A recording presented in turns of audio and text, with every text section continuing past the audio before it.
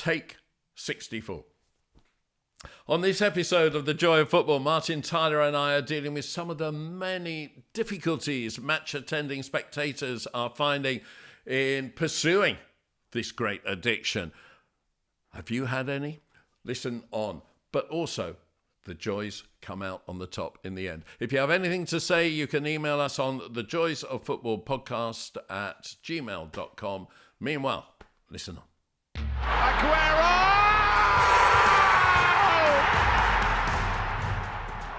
The Joy of Football. Hello. It's the Joy of Football podcast, the greatest addiction in the world, with Martin Tyler and me, Neil Barnett. But I'm struggling, partly because, of course, I'm a Chelsea supporter, but I'm struggling with the joys because I think they are under threat, Martin Tyler. I think they're under threat from capitalist owners who are taking over football clubs simply for profit, with increasing season ticket prices challenging legacy fans, with VAR being completely cocked up, with the ghastly schedules, which now means no FA Cup replays from the first round, even for the smaller clubs, the pyramid that you've spoken about before so beautifully. I do think the joys of football are under threat, and that a lot of people who have been addicted by it over the last, in our case, 6,000 years, that it is challenging at the moment. I think it is for you, Neil, and I do respect your views, by the way. I'm not going to poo-poo you, although you're the voice of passion and I'm the voice of reason, ostensibly. But my job is to watch a football match. That's the intrinsic value of what we're talking about. The 90 minutes. The 90 minutes, or the 120 minutes, if it's an FA Cup semi-final like I saw recently, or 110 minutes pretty much every Premier League game. That it's a battle, isn't it? You know, perhaps in your mind, maybe even a little bit more from the inside, what one team's going to do, and the same about the other team, and you watch it unfold. And the margins are so great, like the shot that hits the inside of the post and one day goes in and one day comes out, all for good geometrical reasons. But those kind of things change the perception of games, change the psychology of players during games. And I still think I can talk happily about the joy of it, because the matches are still a great joy, which is a great credit to all the elements that you're pointing out, that in spite of that. But unfortunately, between the matches, things have to be talked about, and there are issues to be raised. And the whole point of perhaps what we're saying is, do you believe in the regulator or don't you believe in the regulator? That may be to sum up all the different points you're making, because a regulator may have some input on all those subjects. And that's very topical. The Premier League clearly don't want it. Others are concerned about governmental influence just for that, per se. And others think it's the way forward, and half of what you said wouldn't happen if there was a regulator.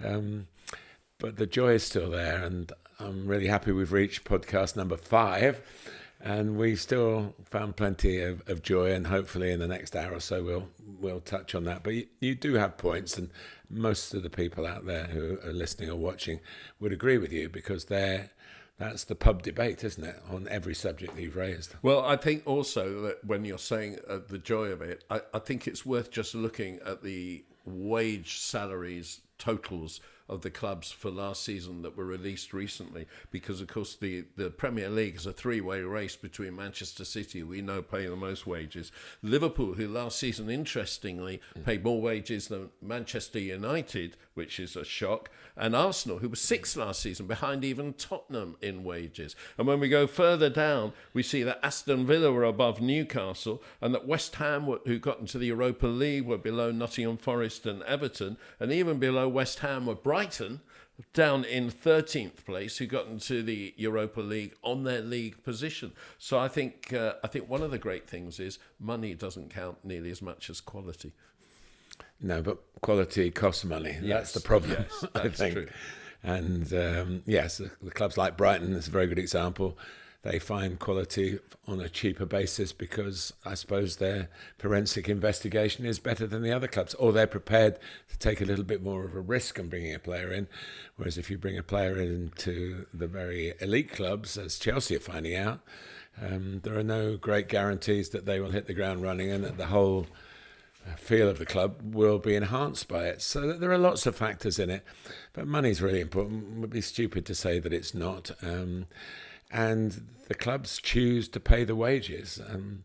You don't have to. And Real Madrid, who have complained and whinged and really got on my nerves over the last couple of years because they can't compete with the state-run clubs, they say, financially. But they've gone and knocked state-run Manchester City out of the quarterfinals, in the quarterfinals of the Champions League, and are through to another semi-final.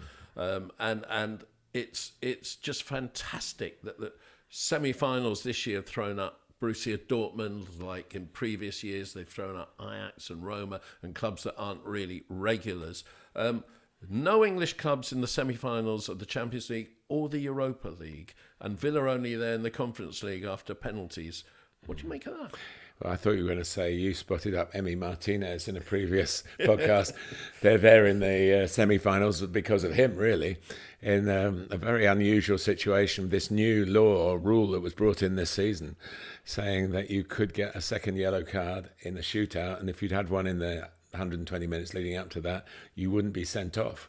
And that applies to outfield players as well as goalkeepers. But even more extraordinarily, Onana gets one in the semi-final of the FA Cup and can play in the cup final, whereas Martinez can't play in the first leg of the Champions League semi-final, presumably because you only get suspended from a final if you actually get sent off. No, it's because the rules of the competitions are different.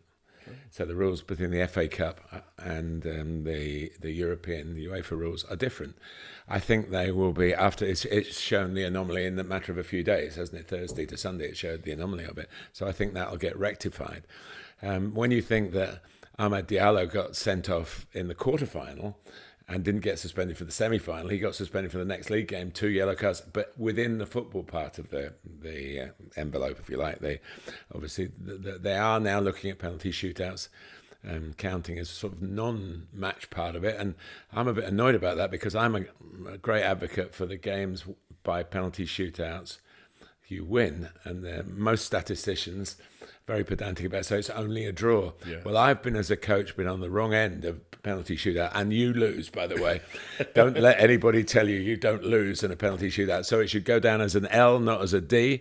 And unfortunately, this law with the different yellow cards not really counting as much in the penalty shootout rather blows some of my argument out of the water, but I think that will change, and Anna's pretty lucky, really. But at least everybody, I didn't commentate on Emi Martinez. I'm sure I would have fallen into the trap of not being. It's only this year that this season this law's come in. But having it happened, of course, when it happened, I was broadcasting the game around the world for the Coventry semi-final. And I knew that Onana could get a second yellow card and not get sent off. So grateful for the exposure from there. So back to Emi Martinez, who is very much into the forefront of a lot of things. Well, I haven't even brought up VAR and refereeing and all this, but I will bring it up later in the podcast. But I want to move on. We got loads to get through today. We're going to go straight into three of the best, which I'm going to do the regular young player, old player, current player. You're going to do three players one by one who you saw inducted into the Premier League Hall of Fame. You were there for the ceremony. So give me your first one.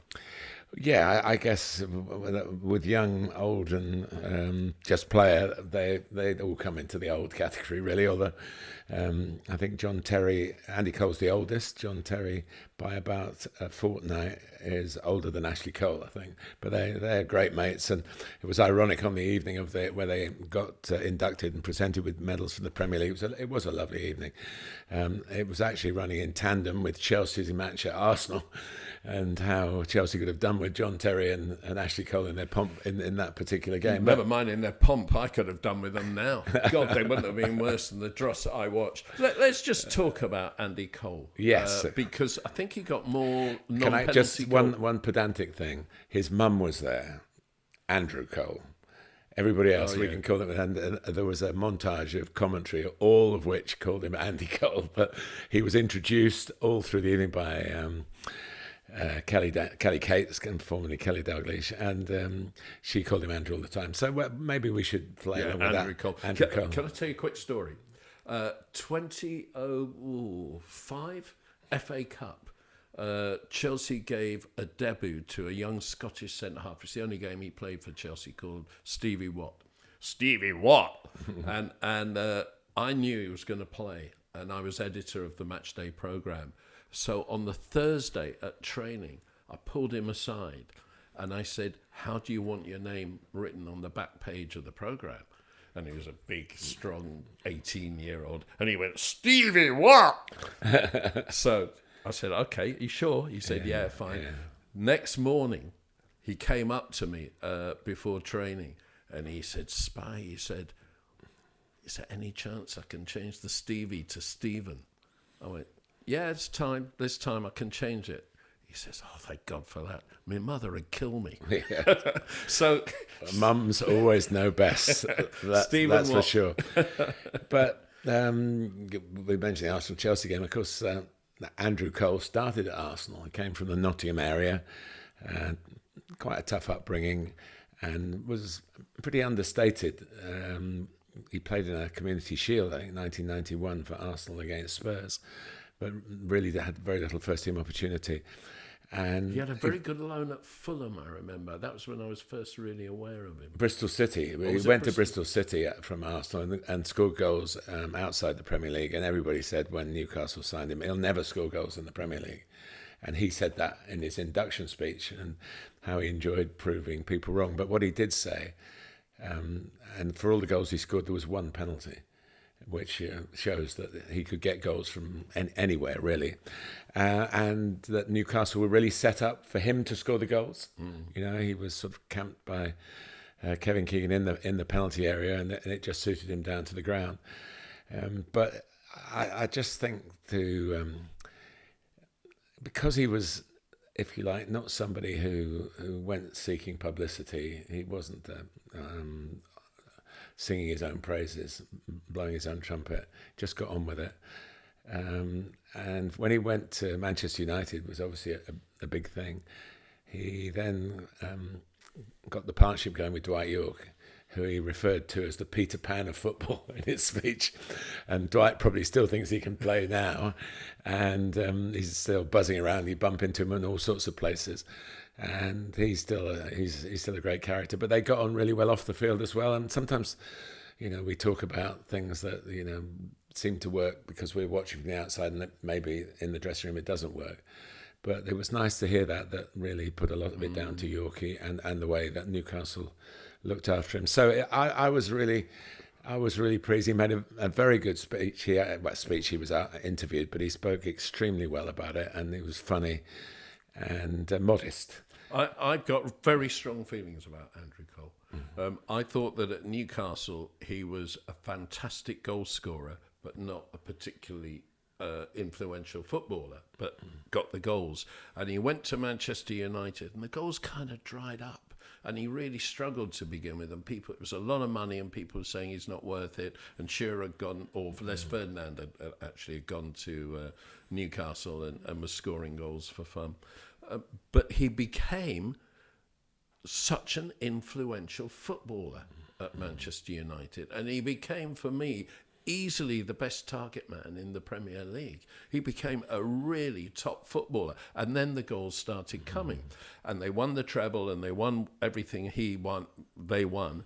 And I actually thought when Van Nistelrooy came and took his place, that United really deteriorated because they missed his football, Andrew Cole's football.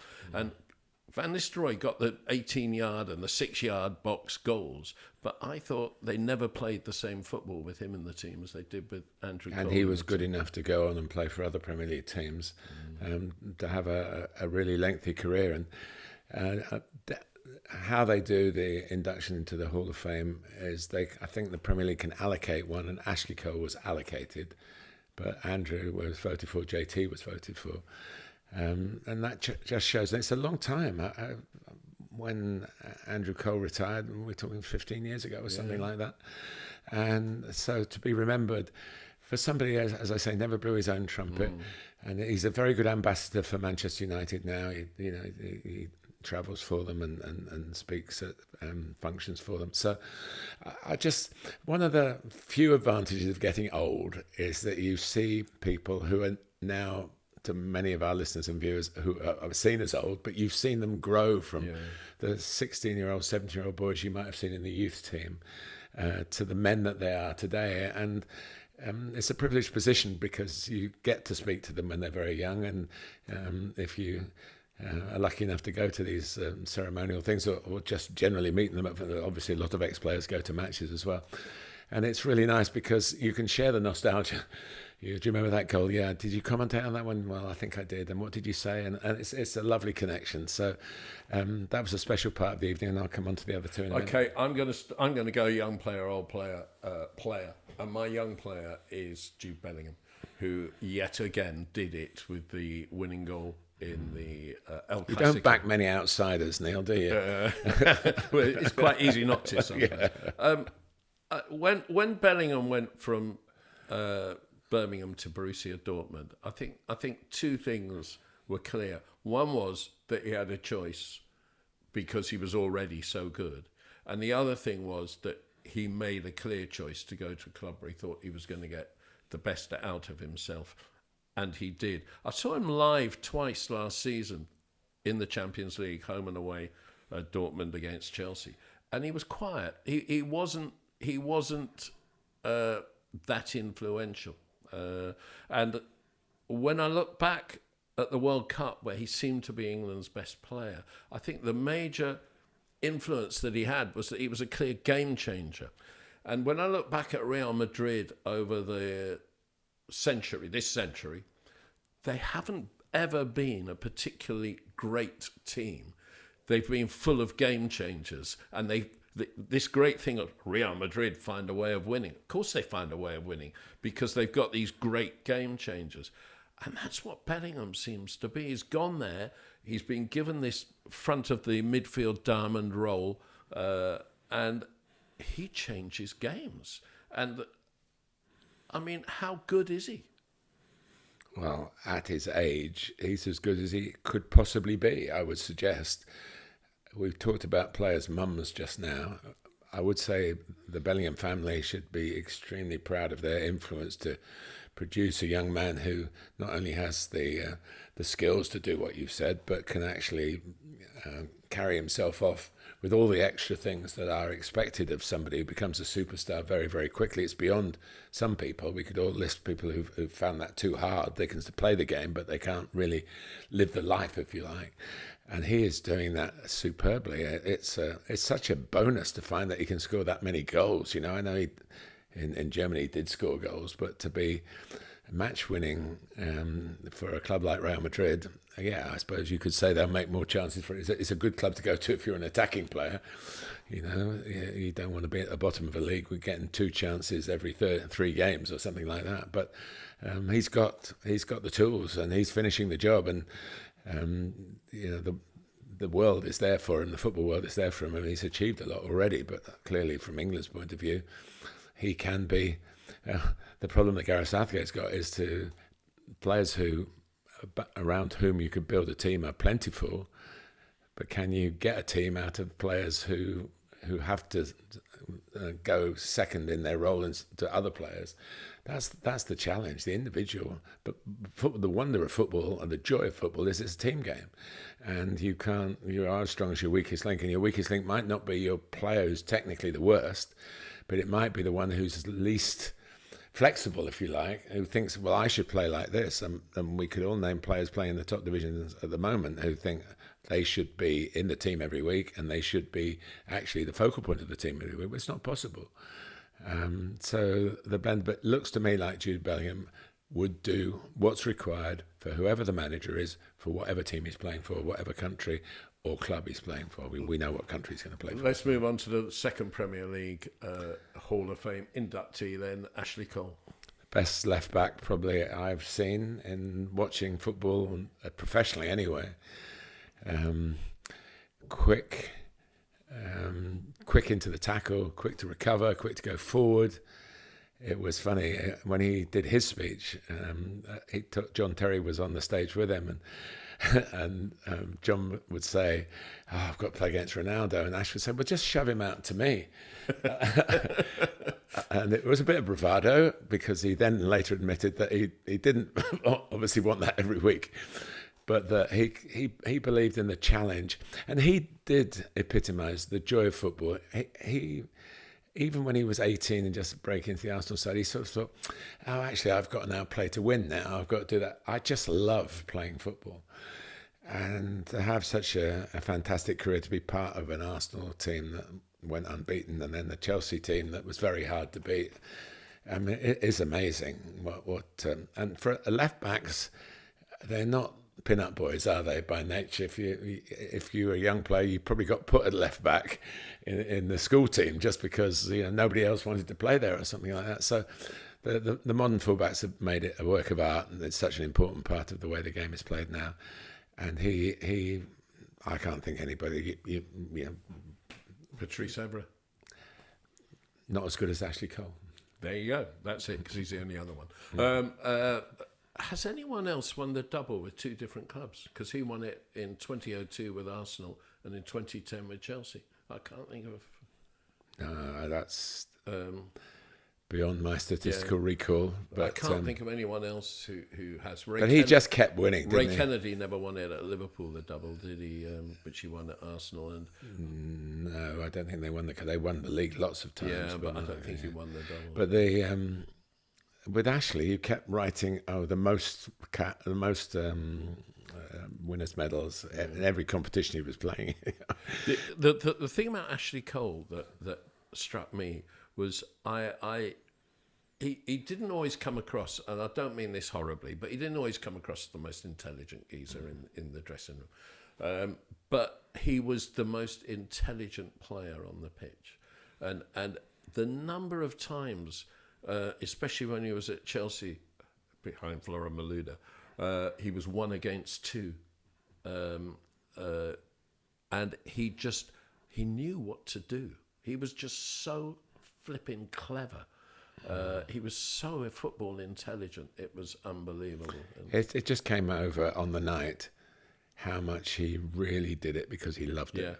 Yeah, he did. And he was the first one in at training and the first one out, even when he was married to somebody very famous. He was the first one in and the last one out because he loved it so much, like you say. He would be the kind of guy who'd go and sit after training in the physio room where people were having massages. And he'd go there even football. If he didn't want a massage. Yeah. No, special, and again, very well deserved. And that was a pick from the Premier League themselves, and maybe that's because left backs aren't going to get that many votes, but he would deserve it. And he again, all three of them, modest, carried off the requirements of the evening and talking about themselves. It's never easy to do that, and they probably in their playing careers were reluctant to do that, but they had to, and they did it extremely. And their families were there, which was great to share it. He once told me, Ash, on Chelsea TV, that the way he would cope with Ronaldo, who obviously was 6'1" and on the far post when he was playing on the right wing against him, the way he would deal with him was to just try and flick his hair before the ball came over, because it was distract. Too off-putting for words. Right, I'm going to old player now, and I'm sticking with Real Madrid, not somebody who played for Real Madrid, but the manager, Carlo Ancelotti. And the reason I'm going to him is that everyone talks about Pep Guardiola, and rightfully so, as being a great player, or a very good player, and a great manager. He was in the 1992 Barcelona team, the first European Cup winning team at Barcelona, and was a Spain stalwart for so many years. People don't talk about Carlo Ancelotti's playing career in the same way. He won the Coppa Italia 4 times at Roma. He won the league at Roma. They've only won the league 3 times in their entire history.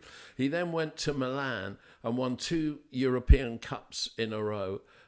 He was in the Milan team that went undefeated for a whole season. He won a couple of leagues with them. He played under Sacchi and then under Capello, and he obviously was a Italy international. He suffered a lot with injury and missed a lot of big games. But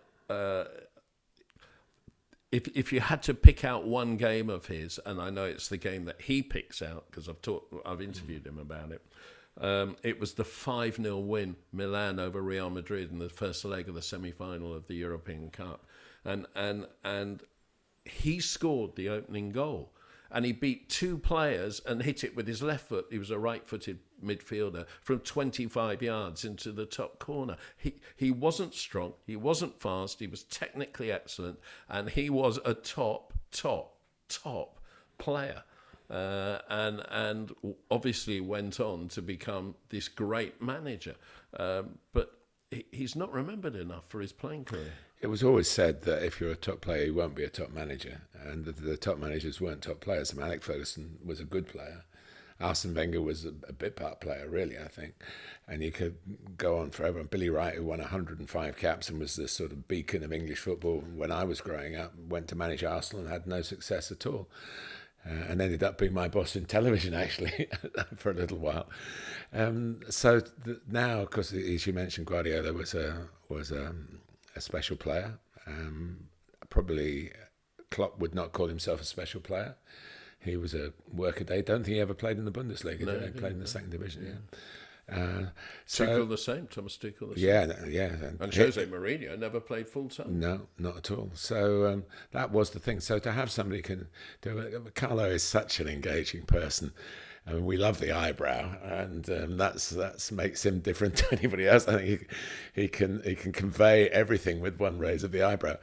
But he's such a friendly guy, and you know, if you suppose we had a who would you like to sit around the coffee table with, he'd be there. And he likes a glass of red. Yeah. He likes a pint of lager. Yeah. But he does like a cappuccino as well, to be true to his Italian roots. And in the old days, he liked to, but I believe he's given them up. Well, he's many times. He's somebody that in our job we occasionally bump into in the tunnel, or maybe he's watching another game, because he was in England after Chelsea with Everton as well, which he didn't do badly. No, he didn't.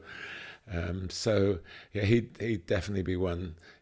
We should have that as a feature. Who we're going to have around the coffee table this week?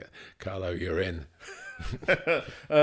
And your third Premier League. But that's John Terry, who, funny enough, has lived very close to me for a long period in his life, and so I bumped into him. He's taking his kids to school. The school they went to was just at the end of my road. So we'd stop the traffic. He'd be driving his kids in, and I'd be walking down to go and get a newspaper or something. And he'd wind the window down, give me a bit of stick for something that I said at the weekend or anything. So a great leader, but a wonderful footballer. I mean, that, again, is a bit forgotten, really. I mean, we know John's had a bit of a checkered past, but as a player, absolutely impeccable, really. More clean sheets than any other Premier League defender. Yeah, that got mentioned more as well. Goals than any other top-flight defender ever, or more. And that's including penalties, which he didn't take. No. And I think you'll find, despite him losing the England captaincy with such regularity, the highest win rate of any England captain ever. I didn't know that. That wasn't mentioned, but his Premier League statistics are extraordinary. And somebody that you feel will play a future part in Chelsea. I hope he does, because he loves the club to bits. And he's back. He works with the academy. Yes, but that's the other side of the road in the training ground, if anybody knows the Cobham training ground. But he's there, and I think somewhere along the line, when these things shake down, he's still a relatively young person, so he could pass on. It's that the face of Chelsea. It sounds, if I put it like I have put it in a few commentaries, disrespectful, but it's meant as a compliment. Chelsea had a snarl about them, a winning snarl. You can talk about a winning smile, but smiles don't always get you wins. But if you're snarling and aggressive, and you keep the right side of the law of the game, the laws of the game, and that he and Frank Lampard and Ashley to some extent as well, they all were in that group. That was the mantra that they passed on. And it's lacking at the moment. There's no disrespect to what's going on at the moment, but it is lacking, and it's sometimes hard to get it back. And one way to get it back, of course, and it didn't quite work with Frank, which means that probably they're a little bit reluctant to go down that road again. But you can sense he spoke very warmly about his affection for Chelsea and what they'd done for him. And it's funny, he and Ashley were born less than 2 weeks apart, I think, 7 miles apart in sort of Essex, East London border, and both ending up. Ashley did make some reference that they played against each other in the same age group as probably school kids or something like that. So, now he scaled the heights, and he jumps the heights to get his clearances, he jumps the heights to score those wonderful headers. And he played a big part. Obviously, there are other people involved, managers involved. Mourinho especially got a mention. But a wonderful career, and definitely worthy of being in the Premier League Hall of Fame. And as a captain, it'd be an interesting question, this, to go to all the Premier League captains. He knew every youth player's name. He had an interest in every youth player. He was a holistic captain. I wonder how many Premier League captains now know who every youth team player is in the club. Well, at Chelsea, they are, if at different sides of the road that goes into the training ground, they are still on the same site. So it is possible to pop across and see and watch the academy play. And so it would be easier at Chelsea than some clubs where the training grounds are different parts of the city. And, where it always used to be, let's get somebody up from the youth team to come and make up the numbers if there's a couple down with illness or something. And you used to be able to holler across a pitch and get them. Now you have to make a phone call at some clubs and say, put on an Uber to get there. So, but it's in his nature. And I believe, obviously he's been at Villa as a coach, Leicester as a coach. I believe there's more to come. I think he's meant to be at Chelsea again. Yeah, I do, but I also think that he rather loves the lack of pressure of life now compared to how it was when he was.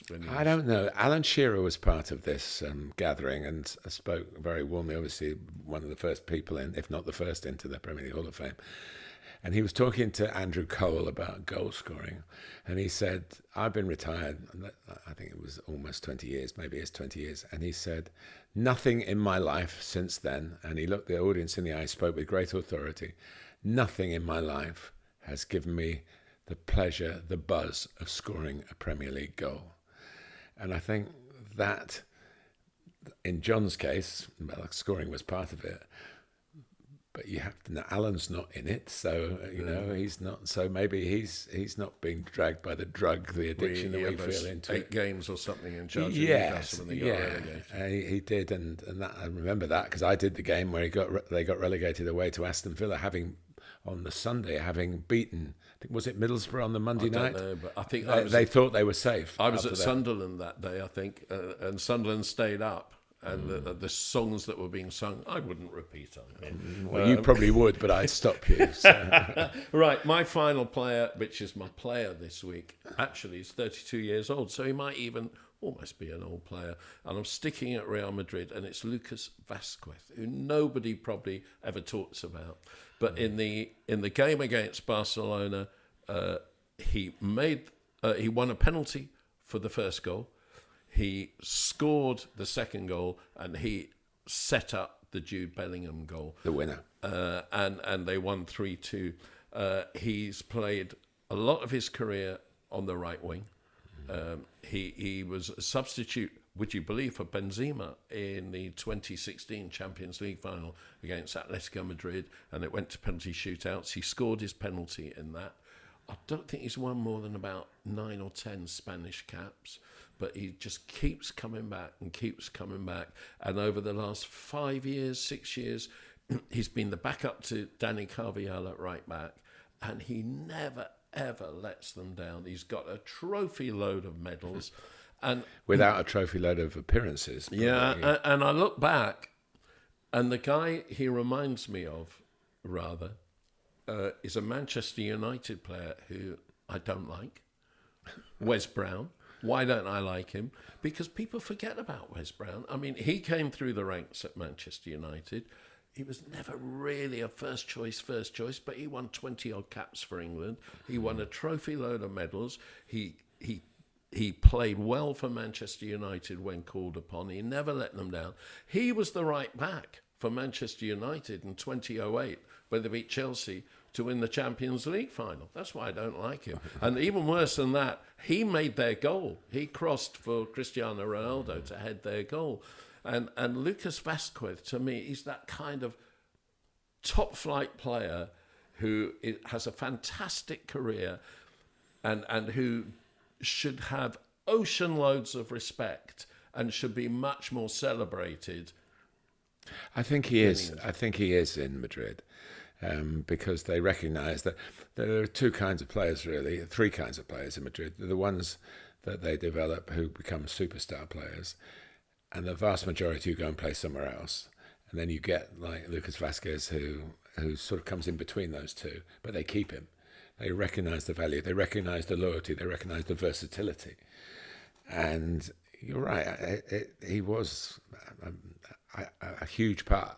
I doubt if he got man of the match, but really he should have done. Maybe he did. I'm really speaking from ignorance on this.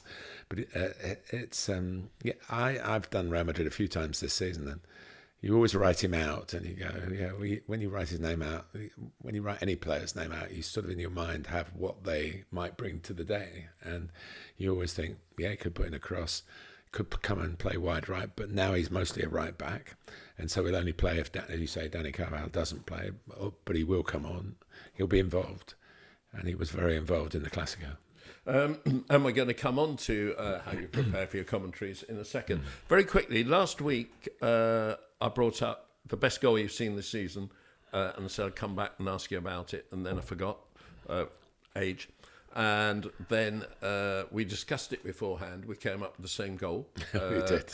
In terms of what you commentated. Quite independently. I was commentating on it and you were cheering it. Yeah, and that was Cole Palmer's opening goal for Chelsea against Everton. In the first of the four. Yeah, where he nutmegged Branthwaite and then backheeled it past, I think it was Tarkowski, got the return from Jackson, and then from 20 yards out rather than banged it, just looked up and curled it beautifully around. But he took it early, and Jordan Pickford, who normally reads those situations, couldn't read it.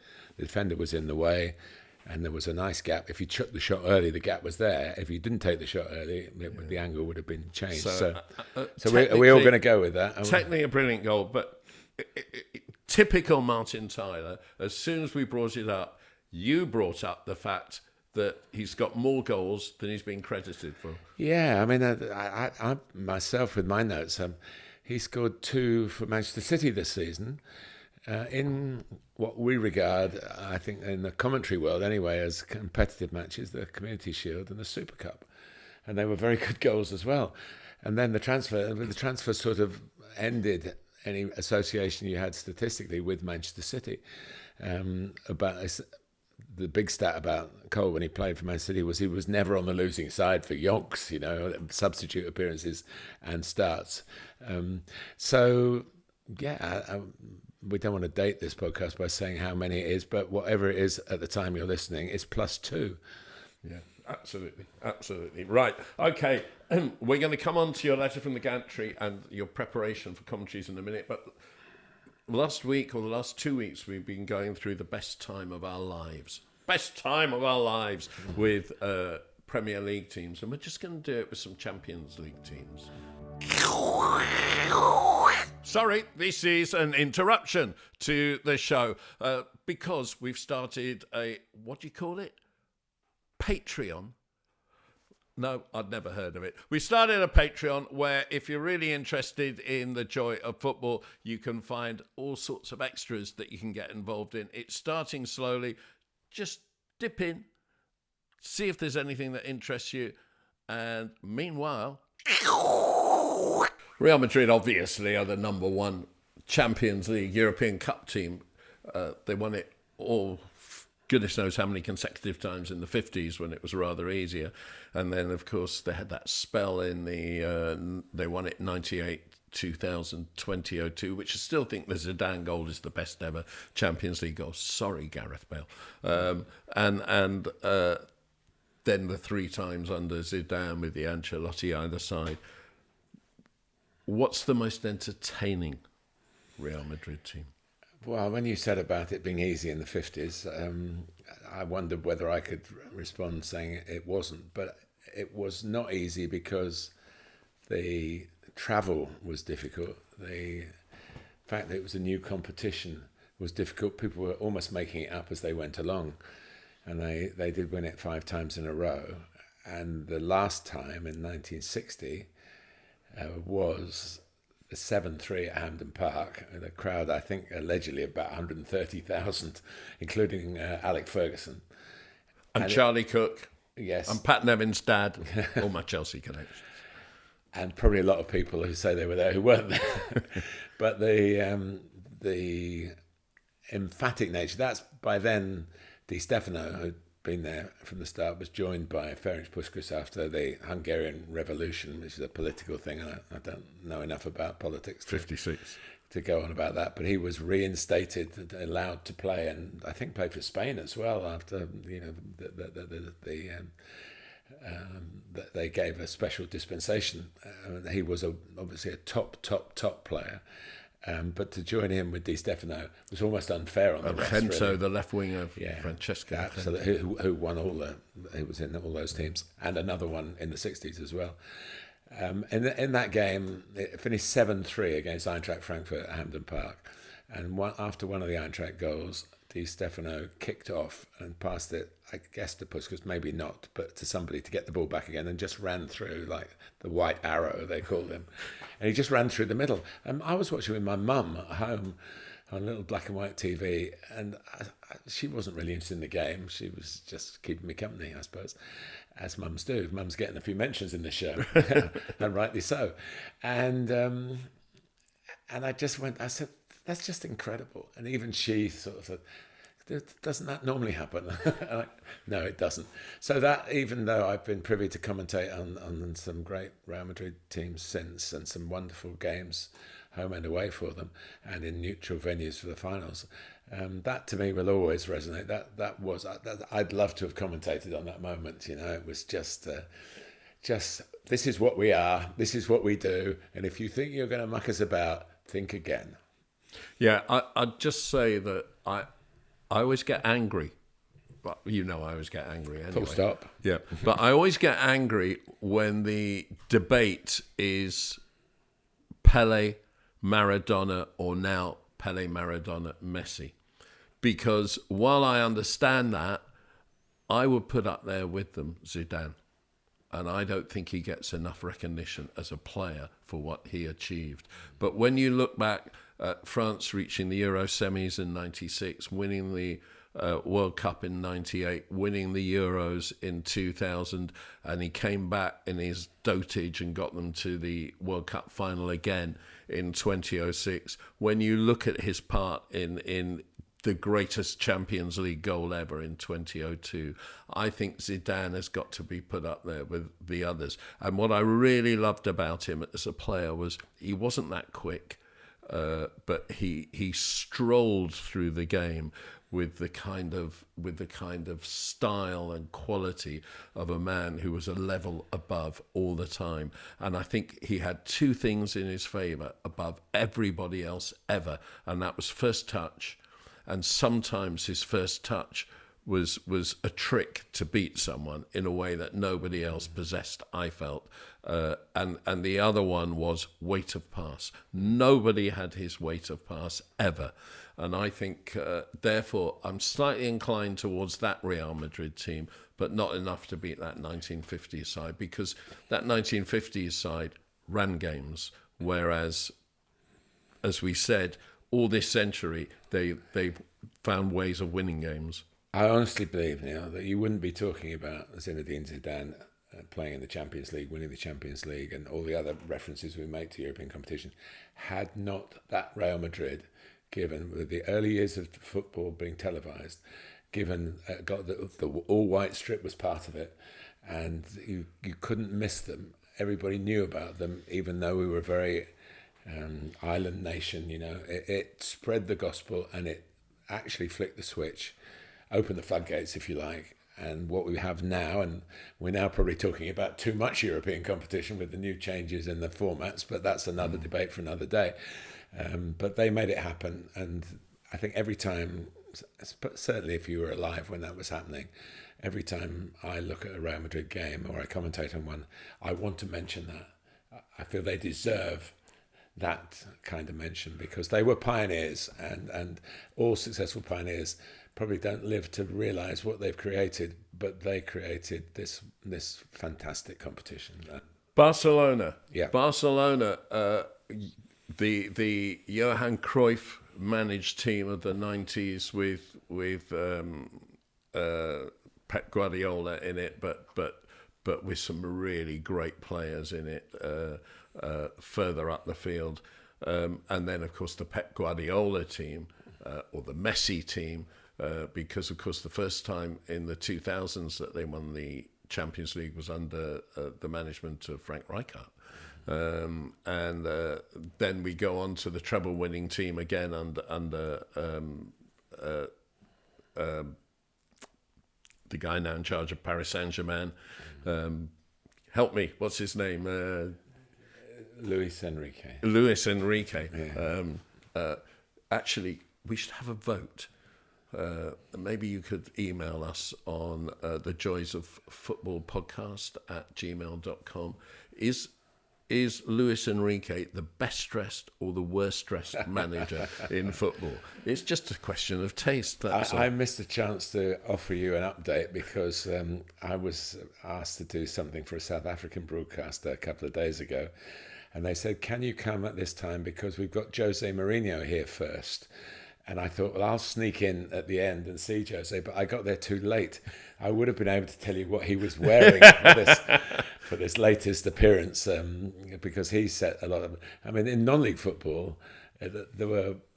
when Jose started, and I was probably starting coaching around the same time, you could tell that the snappy dressers who came, and we always go, he thinks he's Jose Mourinho. We're in tracksuits, with our big initials on this around our hearts, which were pumping because we were involved in a football match. But he had a lot of style. But it is... only certain people can carry it off. If you put anything, if we had the best male fashion people in the world at the moment come to you and me, they'd have no chance, would they? So, best Barcelona team? Well, for me, it was the team that beat Manchester United at Wembley. I thought that day, and for all Alex Ferguson knew about the opposition, he couldn't stop it. It was the best on the day. When you've got a good team, you just hope you get 7, 8, 9 out of 10 of all of them on the day. And it doesn't happen. You can't just manufacture it. It's down to all sorts of human weaknesses and strengths and whatever. And so that to me, that was their A game on an A day for an A tournament. Brilliant. Yeah, and that whole period, that Pep period, they were unbelievable, weren't they? Yeah, so we'll give them that. Inter Milan, who are Serie A champions this season, who got to the Champions League final last season. They're in a really good place, who were, of course, Serie A champions a few years ago for the first time in 12 years or whatever it was when Antonio Conte led them to it, and who won the treble in 2010. Under Mourinho, and who back in the 60s, I think, won it a couple of times, the European Cup in a row. But this Serie A title this year was their 20th, which is actually one more than AC Milan. Yeah, I think... And a lot fewer than Juventus. The team that's just won the league, I mean, it's been built in adversity, hasn't it, really? Everybody, all the pundits in Italy were saying, well, they're not going to win it. They've had to get rid of some top players. They've basically gone with some older players who the midfield player with the Turkish name,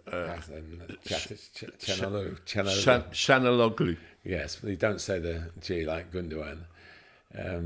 They've done a fantastic job. Again, of course, he was a Milan player, so it's a wonderful achievement. And I think the person who deserves the most credit and he's never mentioned. And we talked so much about coaches and managers, and certainly Simone Inzaghi has done a fantastic job. But the guy who has changed the club more than anyone is the director of football, Beppe Marotta, who was the director of football He's at won Juventus. so much. Yeah. He was the director of football at Juventus when they won the league every year. Yeah. They thought they knew better, the owners. They got rid of him. They got rid of Allegri first time round, and wanted more entertaining football. And I think the first person they got in was Sarri to improve it, and it went off the boil. And Marotta has built not one but two teams at Inter Milan, because, as you said, the finances suddenly throttled them, and that's why Conte left, and why Lukaku left, and why so many players left.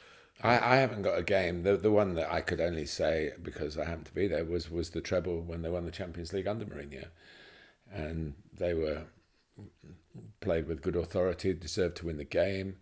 Mourinho, of course, was the main focus. It probably didn't do the players the justice that they deserve, really. Samuel Eto'o in that team, playing on the right wing, having left Barcelona because Pep didn't want him. Milito scored the goals, didn't he? I think, and again, it was just one of those occasions. There is something about Italian teams that, if you're of a certain age, there is an aura about it, like an aura about the subject we just touched on, the fashion that you and I would not be able to carry off. But the Italian, people come back from Italy. I mean, I knew the great loss to the game, and as a friend of mine, Trevor Francis, he came back the most stylish man in England. And if you went there, and he also knew his wines and everything about the But country. he still had a Brummie accent. No, he had the West Country accent, didn't he? He was Plymouth. Was he? Yeah. Oh, it was Birmingham tinged by the time he came back. But a lovely guy and a wonderful player. It was. There is just something about it, and of course, we're going to come on to Milan maybe one day about it, because the team with Gullit and Van Basten in the late 80s, when they won the Champions League, they sort of took that period in the 80s where you were judged by the foreign players you had. And Klinsmann was Inter, I think. Yeah, they had the Germans. Yeah, they did. And so you weren't judged by because there was a quota, and you could only have the three, I think it was, for a period. So actually the Italians, and that's probably one of the reasons why Ancelotti, we mentioned earlier, wasn't fated as much as a player. Because he was, everyone would talk to Van Basten and Gullit, and Rijkaard, and it was a strange period in football, and I don't know whether Italian football's ever quite got that back. We covered Serie A when I was working in early years of satellite television. It was a special thing. Oh gosh, you're doing the Milan derby this weekend. And I got sent out to Italy on a Sunday morning to do these games and get back in a day trip. And you go, you're going to Roma, the wonderful city, and you're going to see football. Serie A, aren't you a lucky person? And I was. But it doesn't quite feel like that now, and in a way it should do. Maybe the Premier League has usurped it, and we should be very proud of the Premier League and what it's done for football in this country. But there is room for a stylish Serie A, and the finances aren't what they were, and obviously the system hasn't worked in that sense for them. But it's nice. The grounds are run by local authorities more than by the clubs. Yeah, absolutely. There are all sorts of things that could be changed for the better, but you are what you are, and you have to deal with it, and that's what the Italian football's having to deal with it. But really happy memories of those Serie A games, even teams like Foggia, Cremonese, the ring to it about it. Where is that? Well, I'm not quite sure, but I'm going to find out. And I still look at it. Some of the teams, Empoli, they're teams that are Brescia. They've got a great ring to them, haven't they? Great for the commentator. I think it'd be the best. I've always said Italy would be the best country to support your team home and away, because there are more beautiful small towns with football clubs, with successful football with regional food. And I know you love your food. I would just you just go into the local restaurant and know you're on a winner. Yeah, and France as well in that respect, by the way. Okay. Going to Olympique Lyonnais is quite a pleasure, I can tell you. Not just the What football. I would say about Inter Milan under Simone Inzaghi is I think they're quite defensive. They're a pressing team, first and foremost, and it's what they do against the ball in order to get the ball. And they showed in the Champions League final against Manchester City that by pressing hard, they can make life very hard for you, but they don't necessarily create a lot. But Lautaro Martinez has been absolutely wonderful for them, and Lilian Thuram this season has been Well, Lilian would be pleased, but it's his son. Yes, Marcus Thuram, Yeah. correct. and that was one of the hard parts of being commentator in France with a player called Lilian. I mean, it's a terrible thing. It's, I'm sure, a very normal male name in France, but the boy Lilian done well is like it's a Johnny Cash song or something like that. Well, that's the best time of our lives. Let's go on to the letter from the Gantry. Yes. Because it is going to be about preparing for your commentary. Yes. Well, as a commentator, I always like to look forward. It's the next game that matters. The last one is done. What is said is said. It was live. It couldn't have been perfect because in 90 plus minutes of unscripted work, it can never be perfect. Down the years, you learn to live with that. But since the last podcast, I've been asked in various quarters about the best games, best goals, best moments during my career. And at Wembley on FA Cup semi-final Sunday, a candidate for best match was bubbling up until one VAR decision and a couple of failed penalties later meant a sharp dose of reality defeated the romance that Coventry City were so close to creating. It reminded me of a semi-final back in 1997 when Chesterfield were on the brink of becoming the first club from the third tier of English football to reach the coveted FA Cup final. They were 2-1 up at Old Trafford against Premier League Middlesbrough when a shot from John Howard hit the underside of the bar, bounced over the line, but back into play. It was a goal. The assistant referee flagged for that, but was overruled or misunderstood. 3-1 it should have been, and most likely, but not definitely, history would have been made. Like the Coventry game, it finished 3-3 after extra time, but this was still the era of semi-final replays, and Middlesbrough romped to Wembley with that second chance. So against my nature, really, I thought I would tell you a story from the distant past. The first goal I commentated on at a World Cup. I was certainly the junior of ITV's quartet of commentators dispatched to Argentina in 1978. Hugh Johns was very much the lead man, and Gerald Sinstadt and Jerry Harrison brought with them a weight of experience from the regional football coverage, which was ITV's staple diet for many years. They would, of course, get the majority of the bigger games. My first assignment was Mexico versus Tunisia. Not a blockbuster, I admit, but I was so thrilled to be there, in Argentina, in Rosario, where 9 years later, in the same month of June, Lionel Messi was born. Now, much is made of commentators' notes, and some that I've seen from friends and colleagues could hang in the National Gallery. Mine don't come anywhere near that category. Just about presentable, I would say. Readable, but probably only to me. Only once have I passed on my original jottings. Manchester City 3, Queen's Park Rangers 2, from May the 13th, 2012, to a certain Sergio Aguero, another Argentinian connection, of course. I had to explain to the great man the purpose of the 2 pages, one of scribblings about the individual City players of that famous day, another more specific about the club itself. For Sergio, I got them framed. They did look a bit more decipherable, I hoped. For me, then, it's more about this smell of the fixture when it comes to prep, to understand what the match actually means on the day, and being sharp at recognising who's playing. Back to 1978, and prior to travelling to Argentina, ITV gave each of the 4 commentators a £500 budget. It was quite good money then, to go and watch the nations they would cover in Argentina in action in pre-World Cup friendlies. Tunisia were playing in France, so that was a good start for my prospective World Cup debut. Much to my astonishment and my delight, I found that Mexico, who in theory only had a relatively short flight from North America to South America for the finals, had a game in Germany against a club side, Bochum. It was well within my budget of the day. So off I set, and virtually the whole squad took part in the fixture, so identification when I got to Rosario wouldn't be a problem. To make doubly sure, I hung around the changing room area after the match. In the game, Mexico captain Arturo Vasquez Ayala had converted a penalty. rolling it to the goalkeeper's left. As he was waiting to get on the team coach, I saw him and I asked him, more in sign language than Spanish, whether that was his usual technique from the spot. Siempre, he said. Siempre.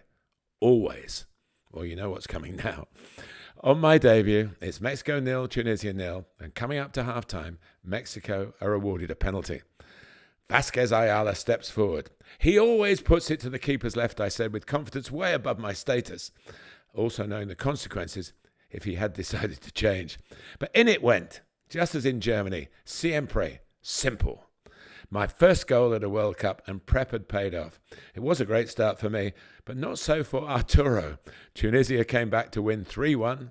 Mexico lost all 3 of their matches in the group. Maybe they shouldn't have gone all the way to Germany for their build-up, but I, for one, was very grateful that they did. Brilliant. When you're preparing for a game, at what point do you start your preparation in terms of days before the game, and what do you do? It depends how long I've got, really. If it's a World Cup, you've got a game every day, pretty much. So you start the preparation after the end of the last one, and you do what you can in that time. If you've got a week, which is more like my work schedule now, then pretty much as soon as you get given the fixture, which might be 10 days before at the most, you start thinking about, what are they doing in between? Where could I see them? Are they live on television? You've got the backup of the highlights, and obviously with YouTube and stuff like that, there's no excuse for not seeing the games that they play between when you get given the fixture and when you go to the game itself. I try and collate snippets, really. If a manager's been awarded a contract extension, that I'd file that away in the back of my mind. I might even write it down somewhere. As you get older, it pays to write it down a bit. But it's as near to the day before the game that you probably start to realise when the teams have played their game previously. At this time of the year, they might have played on the Thursday and you're doing the game on the Sunday. So you've got to wait till that game's been played. So that has to happen as well. And then I actually got asked, a journalist from South Yorkshire rang me in the week, who's doing a book on Rotherham United. And he said, well, you can't work for Yorkshire Television. I worked for Yorkshire Television 1976 to 1981. And they got promotion in a game that I did. They won a championship in a game that I did. And I found the notes from this game. It was Rotherham v Plymouth at the end, May 1981. And I had written down, handwritten in a grid that I'd printed off, the teams as they played. So it was 1 to 11, the lineup. So maybe I filled in the numbers on the day. But I had the players right. And I had actually 2 subs, possibly. There was only 1 sub allowed. 2 subs for Rotherham choice on the day and 1 sub for Plymouth. And they were all right. So that means that I got the teams the day before, in the day, which is now very, very difficult to do. Obviously, everything is top secret, and the consequences of defeat are so great that nobody wants to. Occasionally, you might find somebody. The trust is very important, and I've had a couple of occasions in my career where I've got the team from the opposition, and then the manager of the other team has said to me, I'll give you my team if you give me theirs. And I've gone horrified at that, saying, of course, you imagine, so I got your team and then I go and give it to them. I never have done that in my whole career. So you have to be trusted and keep a secret. But in those days, it wasn't so big. And I was amazed to find that, because there were 13 names for Rotherham, 12 names for Plymouth. And now you need 3 sides of foolscap to get every player that could play. And then the Premier League with 9 subs that invariably, Manchester United, when they played Coventry at Wembley, they had 5 subs, I think, had not played in the first team at all. They used the 4 that had, including Amari Forson, who'd played 3 times, I think. So you get caught out. I hadn't prepared. In fact, the real scurry around before the game wasn't to sit down and watch what the 11s are, because we sort of had a good idea of that, was who are these lads? And there was a Man United video cameraman up on the Gantry. So I was well away, the other side of the ground, well away from being able to ask Eric Ten Hag or any of his staff. And I said, he said, well, this one's a right back, and I don't know about that one. And then I got my heads together with Guy Mowbray and Sam Matterface, who were doing the commentaries for British Broadcasting. And we sort of got together some information. They didn't come on, but had they come on, you imagine if the 16-year-old left-back who'd been signed from Watford came on and took a penalty in a shootout in the semi-final, and you didn't know who he was, So sometimes the information, you can't plan for every eventuality, but there's a lot of what-if goes into it. What if he plays? Is it his birthday? They had Andreas Christensen scoring a goal for Barcelona on his birthday in a Champions League game recently, and I noticed it wasn't mentioned in many sources because people perhaps don't bother to check that. And then he scored again in the Classico. Amazing. So he's suddenly turned into a different kind of player since he's left Chelsea. Yeah. Maybe he'll even mutter a few words here or there. I've just muttered. One of the most mute ones ever. Absolutely intriguing. Okay, we'll move on. Yeah. To Voice of Passion.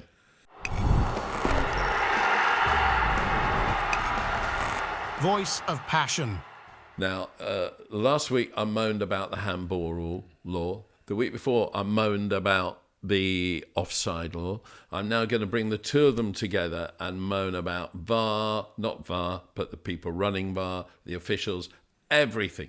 It is falling apart. It is absolutely falling apart. And my evidence is that Manchester United conceded a penalty in the FA Cup semi-final when Wan-Bissaka's arm went up, but that Manchester City did not concede a penalty when Jack Grealish's arm came down.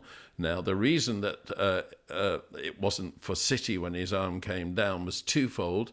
One was that presumably it was thought by VAR not to be of influence because it came down, but it stopped a free kick from going to goal. So it clearly was a significant one. And the other one was that the referee, Michael Oliver, gave a goal kick. But if it had deflected off him, even if he didn't want to give the penalty, it had to be a corner. And therefore, VAR should have said, well, you clearly haven't seen it, so just go and have a check. Now, I then go to the Everton-Nottingham Forest game, where Nottingham Forest, Mark Clattenburg, now working for Forest, put in his statement of complaint that was released by Forest, thus proving that even ex-referees want to make the game about themselves, just as we're finding out about VAR officials. Mark Clattenburg, take a piece of advice from someone who's worked in football like you all his life. Shut up. But the first of all, the handball by Ashley Young, which wasn't given, was exactly the same as the Wan-Bissaka handball in terms of arm movement, and therefore clearly should have been given. The first one, the kick on Gio Reyna, I thought that was a penalty as well. He kicked him. It was a penalty. Oh, he went down too softly. He kicked him. It was a penalty. But the worst one of all was the challenge on Callum Hudson-Odoi, where Anthony Taylor, the referee who has a history of getting things wrong, motioned that he got the ball, and VAR didn't say to him, actually, I think you'll find he didn't get the ball. Just go and have a look at it. And the one things that they're there for, they failed to do. And it was an absolutely appalling piece of refereeing and an appalling piece of VAR. But I come back to the worst one of all, and it's not even the one that helped knock Chelsea out of the FA Cup. It was the offside against Coventry for the goal that should have won Coventry the tie. Why was it wrong? It was wrong because of all the reasons that I said a couple of weeks ago that offside is not about. The law is wrong. I'm not saying on this occasion VAR was wrong or that the referee, well, it was nothing to do with the referee on this occasion, who I actually thought didn't have a bad game, by the way, the Man United Coventry game. Robert Jones. He refereed it well. It was VAR that mucked, I was going to use another word, it up. But the point is, it's not about toenails. It's about trying to gain an unfair advantage. In this case, he clearly wasn't. The law is wrong. The way VAR treat it is wrong. We should never use threads. Was the thread in the right position? There's all sorts of conspiracy theories about that. Now, I don't care. The fact that you're using them shows you don't know anything about football. Go away. I really had to rein myself in to say that. My argument is coming round to is this. What kind of person becomes a referee? Are we getting the right people? How are they recruited? Well, they're not recruited. They're volunteers, and then they are singled out for promotion by ex-referees who are analysing them. It's like the Freemasons, for God's sake. It's not anything to do with getting the right people into the jobs. And Martin, I have to tell you that the worst thing that has happened in the last 40 years with refereeing was making them full-time and making them professional. Why was it the worst thing? Because it wasn't the biggest problem. The biggest problem was getting the right people into the job. And all this did was cover the cracks. Yes, it got them fitter. Yes, it got them full-time and probably better at their jobs. But what it didn't do was address how do we get the right people into the jobs? How do we recruit them? Has there ever been, as you'd have a parliamentary committee to decide issues of what's right and what's wrong about Parliament. Has there ever been some kind of inquiry, some kind of investigation as to what will make the right person to referee a game? Because I tell you, it is not some 15-year-old, with all due respect to 15-year-olds, who doesn't want to go down to the local park and play the beautiful game, but wants to dress up in a different uniform and blow a whistle. What? Who are the right people? I don't know. But they're not the people... You've just defeated your own argument. No, I haven't. They're not the people we've got. That's all I know. They're the wrong people. You want different people and not pay them? No, I do. I'm not saying I don't want to pay them. I'm saying that paying them full-time covered up the cracks and never sorted out the issues that need sorting out. We're not getting the right people in the jobs. And they're making the game about themselves, and they're spoiling the game at the match for the match-going supporters. And oh God, you know, I don't want to say this because it's a terrible thing to say, but I get into my 70s, and I'm just not having referees. I'm not having referees. Then you're not having the game. I agree. We've got to find better people. Howard Webb needs to sort out not what's right this week and what's wrong that week, and we'll rest you for a week, It's suspension. We'll punish you for a week. He's got to sort out how to find out to get better quality people for refereeing into the game. Well, why would you want to do it if you're a high quality person? Why would you want to do it? Because all you get is rants from like what we've just heard from you. And all we get is complaints, and everything that they try is open to criticism because it's a decision-making process whereby there can be no black and white rules. But they've moved away from the spirit of the game.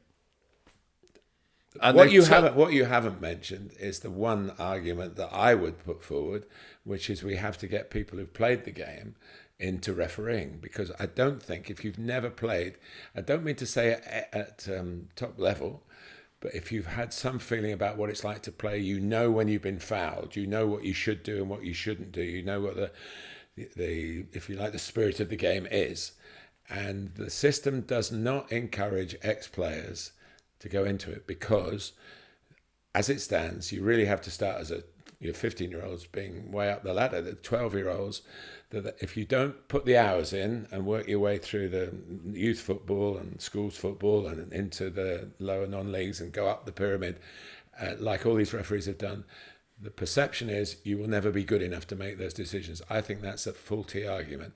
I think the area where I think they should target is the players who are released, and there are many of them, at schoolboy level or at first year pro level, scholarship level, who come out of the game and they get disenchanted because they're never going to make it as a top player.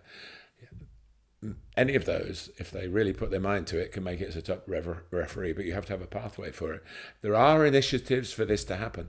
One of the problems is, and this has come up with the Stuart Atwell situation, which is interesting that it's come from a referee making the complaint, is that you can't referee a club that you played for. Now, a lot of players have long careers in different clubs. And one or two who've come into refereeing in the last 10 or 12 years have been stopped, really. There was a boy called Jarrett who had played for 8 different clubs, and he got to maybe the National League level, and then was told if he went into the league, he couldn't do that game, mostly lower league teams. So he basically went, there's no fixture that I can do. So he dropped out, I believe, by his own frustration at it. So I'm a big cricket fan as well. The umpires have all played for counties. So are we saying to them, you can't umpire your own county? Of course not. They can't do that. There aren't enough ex-players around being umpires to do it. So there's trust exists in other sports. So why not trust people and show trust in there? There's this sort of feeling that that because professional players try and make the most of what they can do within and crossing the line, maybe bending the laws, that they will not be trustworthy if they're put in a position of that. And that is such an insult to the integrity of people who play football for a living. The other big mistake was made 30 odd years ago when they said, and you will fall into this trap, when they said, we've got to have consistency. The only consistency that you should expect from a referee is within himself. So if Graham Scott, who's quite a strong-minded referee, wants to referee his way, and then Michael Oliver wants to do it his way, as long as they stick to their ways. So when I was playing non-league football, we had a couple of, one went on to a Football League referee, I think, called Alan Turvey. He was difficult when you were playing because he'd pick you up on anything. He'd go, if somebody shouted something in the crowd like a director, he'd go and probably send him, this never happened in those days, I'm going back to the 1970s, this never happened. He was a real disciplinarian. So if you look at the programme and say, oh, Turvey's refereeing today, then you know how to behave as a player. If it's a jolly lad who you have a crack with, then you can. The only time you get angry with him is if he books you for having a joke with him, because you go, hang on a minute, it's you. You know, so why couldn't that be continued as it was through the Clive Thomases, through the Neil Midgeleys, the real characters of the game, so that they could referee as they were, so they weren't constantly trying to keep up with instructions from on high, saying you've got to do this, you've got to do that. Judge the game by your own judgment. You're good enough to be there, and we trust you. And now, and we're to blame, the whole public are to blame for saying we've got to have consistency. Well, we don't. We just have to have confidence. We have to have justice. Yeah, but you can't have justice. I mean, you drive, you probably go through speed cameras and you don't get done for it, where you should be done. So you're not asking for justice there. You're asking for somebody that pulls you over by the side of the road and says, oh, I'm sorry, that officer, I lost concentration from it. I won't do it again. And he goes, okay. The justice is to charge you and put 3 points on your licence. No, justice is just understanding the circumstances and coming up with the right decision. Now that's just, and that would have been in a very broad way. You're talking about sticking to the laws of the game. That's what that law should be applied to that person on that incident. No. I'm saying there should be much more freedom for referees to practice justice, but they've got to have themselves. But you've got to be better people than you are now. I think that's very unfair on the character. I think you're slighting the characters of some very honest people trying to do a really difficult job. But I would prefer if they had more football background, because I think you do get something extra from that. Yeah, now that's not supported all around the world. And you have to have an incentive to go into it. I mean, if you've been a professional player till you're 18, I think you've got an incentive to try and make a career. You could referee the World Cup final. You've been released by Chelsea, your club. You've been released, and you still could turn up, trumping everybody by being at a World Cup final. But is that sold to people? Do the PGMOL want that to happen? I'd like to think they do, because Howard Webb's a good bloke, and I deal with the referees more than you do face to face because of as a commentator you talk to them before the games. Well, I used to when I was pitch host, yes. and I was frequently let down. And what I will say is that one of the most approachable. No, I don't mean approachable. One of the most attractive personalities amongst the referees by a distance was Howard Webb, and I do want him to do well because of that, because I think he's our one hope. I think we've covered the ground, but my reason is better than your rant. Right, we're going to finish with a bit of very quickly with a bit of positivism, because it's the joy of football. Special subject. Best rule changes, or best rule change ever. One of the worst things about football is there's too much change, and it's ruining things that have gone really well. It's making it very difficult for the people you've criticised, because they have to keep up with it as well, and they have to adapt to regulations. And when we've even got this situation where two goalkeepers have got yellow cards in shootout in two different competitions, have treated them in a very different way. Well, so it needs a bit more coming together. Right. I'm going to start, and so we finish with you. My best rule change was the pass-back law. At the beginning of the 1990s, after that dreadful 1990 World Cup, where everyone was diving, everyone was passing back, and the goalkeeper was picking up the ball and trying to wait until the European Championships to distribute it, it was brought in the following year that if you pass the ball back to your goalkeeper with your feet, the goalkeeper had to play it out. He couldn't pick it up. And I thought, what a stupid rule, and what a brilliant rule it was. Whoever came up with that, it was an absolute brilliant rule. It sped the game up. It made the goalkeeper more a part of the team. It was a brilliant rule, and it was clearly made by someone or some committee, whatever it was, who understood football absolutely wonderfully. It is a fantastic rule, and it will never be changed, because it just makes the game so much better. Well, I'll counter that by saying that the biggest pain in football at the moment is goalkeepers hanging on to the ball too long. Yeah, because and that's when they are allowed to pick it up. And we've just mentioned again the Anana and Martinez situation, where wasting time, and the other infuriating thing is when they catch the ball with 5 minutes to go and then dive to the floor. I think that should be a booking, but that's a different thing. But the pass back law works. Fantastic. What about the 6-second rule? That looked a good rule. Totally non-enforced. Yeah. Totally non-enforced. So why is it still on the statute books? Yeah. Very easy to enforce it. I spoke to the referees a few years ago, 5 years ago, at their end of season conference, when they all got together. They were all referees from all. It was much more interesting than you might think, being in a group of referees. But I asked them, I said, how many have penalised the goalkeeper this season for the 6-second rule law? And nobody had. And they said, well, we're not supposed to do it. Why is it there? Why not remove it then? Or I amend it to try and stop this. It's a bit of a problem at the moment. But for me, the one I would speak up for is the now pretty much the abolition of the tackle from behind, although it does still happen, of course. But the dangers to ankle ligaments, knee ligaments, career-finishing injuries from people just lunging through. And if you've got your weight on one foot and that your foot is planted, you're in trouble. I mean, I played seriously for 5 years in the Isthmian League, and the only injury I had was from a tackle from behind. And I was in plaster at an ankle injury for 5 months, I think. So this was also brought in after the 1990 World Cup. Which was quite brutal, wasn't it? It was, and it's worth saying that in the end of the 80s, when arguably the best centre-forward in the world, arguably the best centre-forward ever, and I know your favourite ever centre-forward, Marco van Basten, had his career ended by a challenge from behind that his ankle never recovered from.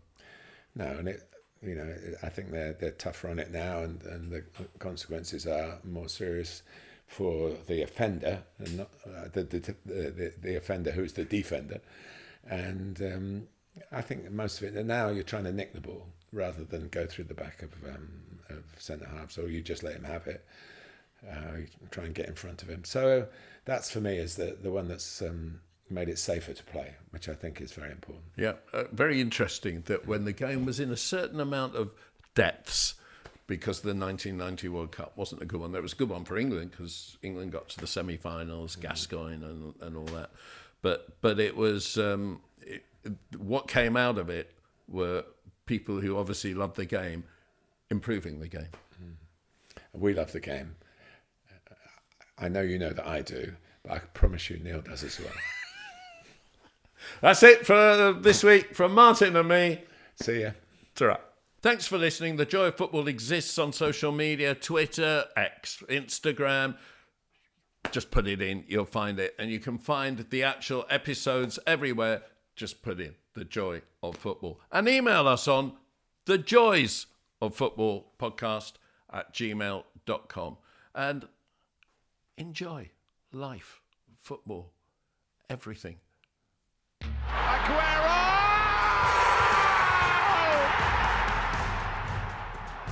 The joy of football.